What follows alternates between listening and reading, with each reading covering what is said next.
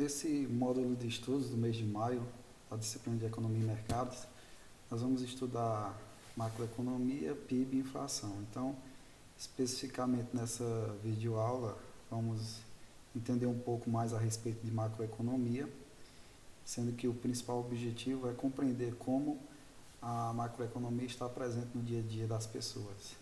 Então, para isso, criei aqui um mapa para explicar de uma forma mais didática para vocês. Então, primeiramente, o conceito de macroeconomia já nos remete a entender que é algo grande, que a grande economia, algo que para se formar essa macroeconomia é preciso a formação, a inserção de alguns grupos. E esses grupos são formados pelos agentes econômicos que a gente já conhece, que são as pessoas ou famílias, empresas e governo. E esses grupos reunidos em comunidades, em cidades, em regiões ou países, eles formam uma macroeconomia, porque esses grupos eles têm necessidades de consumo, como também têm necessidade de produção. E essas necessidades vão gerar essa macroeconomia, que ela pode ser medida através do PIB, que é um assunto que a gente vai ver logo na sequência. Então, a macroeconomia ela é formada por grupos, sendo esses grupos os agentes econômicos, pessoas, governo e empresas, e nessa circulação, nessa movimentação, eles formam cidades, pode formar regiões e países. Então, o estudo dos países, por exemplo, o Brasil, para se estudar a economia do Brasil, esse é um estudo macroeconômico, para entender as necessidades de consumo das populações, a necessidade de produção das empresas e como o governo cria as políticas econômicas.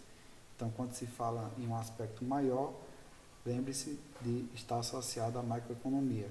Então, dentro da macroeconomia, existem 5 mercados. Esses mercados são classificados em mercado de bens e serviços, mercado de trabalho, mercado monetário, mercado de títulos e o mercado de divisas. É importante a gente compreender um pouco cada um desses mercados, como é que eles estão associados no nosso dia a dia. O mercado de bens e serviços é aquele mercado que quem faz parte dele são as empresas que produzem bens e serviços para atender às necessidades da população. Então, esse mercado dita o ritmo de produção de uma determinada localidade e dita também os preços que são praticados naquele mercado. Isso dentro do mercado de bens e serviços. Já no mercado de trabalho, ele vai identificar a quantidade de mão de obra disponível, a forma de pagamento dos salários, os valores que estão sendo pagos dos operários, e também vai indicar a quantidade de emprego e desemprego no mercado de trabalho. Então, esse mercado de trabalho dentro da macroeconomia, ele vai identificar mão de obra disponível, mão de obra especializada, vai identificar o pagamento que estão sendo feito às pessoas que trabalham em determinados segmentos e vai classificar o índice de emprego e de desemprego. Temos também o mercado monetário, é um mercado que trabalha diretamente com a moeda. Vai identificar a valorização ou a desvalorização da moeda e também classificar a taxa de juros, a chamada taxa Selic. Temos também dentro do mercado da macroeconomia o mercado de títulos. Esse mercado de títulos, ele identifica o nível de renda das pessoas e das empresas e ele também pode possibilitar uma identificação se a situação de determinados agentes econômicos está em superavitário ou deficitário. E como a gente já explicou, superavitário é quem ganha mais do que deve e deficitário é quem deve mais do que ganha. Então, como é que a gente sabe isso? Através do mercado de títulos. Como é que isso funciona? Os bancos, por exemplo, quando eles emprestam dinheiro às pessoas, eles vão gerar um índice que classifica aquele agente. Se aquele agente que tomou um empréstimo, ele é um pagador assíduo, então ele gera um título, gera uma classificação para aquele pagador assíduo. Então, se ele não é um pagador assíduo, então ele vai ser um pagador inadimplente, vai ser classificado como um agente deficitário. Então, cada título que o banco emite, cada empréstimo que o banco realiza, cada financiamento, cada contrato que os bancos fazem, gera um título. E através desse título é possível a gente identificar em que situação encontra-se aquele agente econômico que tomou o empréstimo ou o crédito para uma determinada utilidade.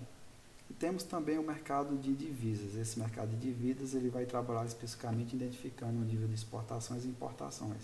Então, tudo que é produzido no Brasil pode ser exportado para outros países, gerando uma relação de comercial com outros países, gera uma relação também de troca de moedas entre países, isso é muito importante para o crescimento do país. E também o mercado de importação, que é quando a gente traz uma determinada mercadoria para dentro do nosso país ou da nossa cidade para a gente comercializar. Também está relacionado com a troca de moedas. Então, esses são os 5 mercados que é falado na macroeconomia. E chegamos aqui nos objetivos. Qual é o objetivo da macroeconomia? Então, a macroeconomia tem como objetivo principal auferir o nível de crescimento de um determinado local. E como é que ele aufere? Como é que ele identifica o crescimento? Através do investimento do governo em obras públicas, através da criação de novos empregos por parte do governo também, porque é o governo quem dita as políticas econômicas, e também através do livre comércio entre exportação e importação.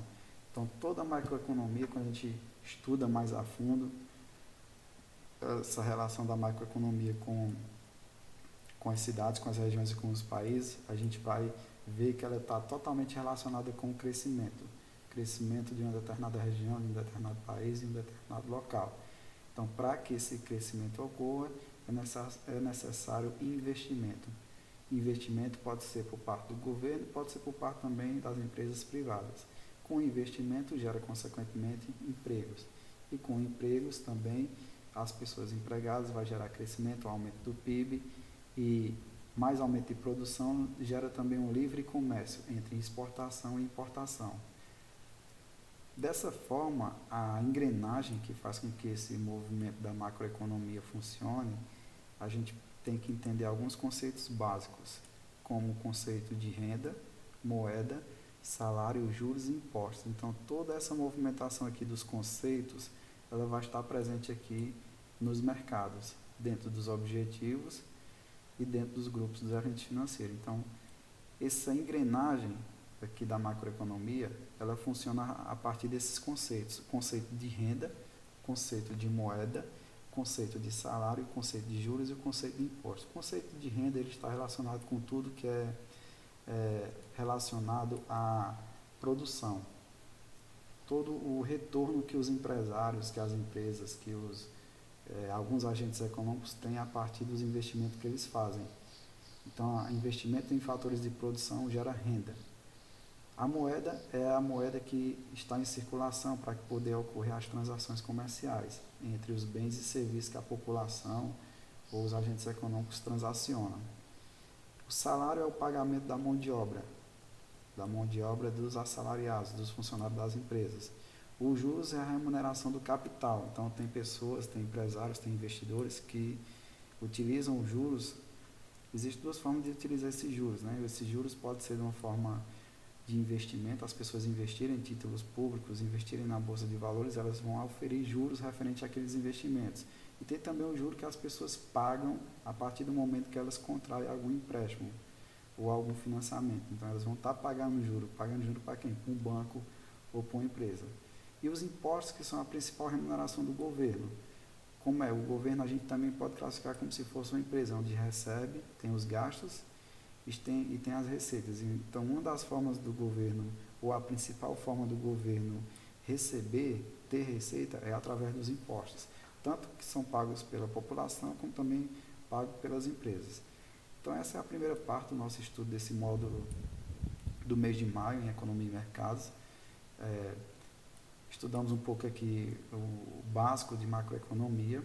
Para a gente entender mais a fundo, a gente vai compreender a partir dos próximos conteúdos, que é PIB e inflação, mas a gente percebe que esse assunto está bem presente no nosso dia a dia. Então, espero que tenham entendido. Se tiver alguma dúvida, podem colocar aí nos comentários, a gente procura esclarecer.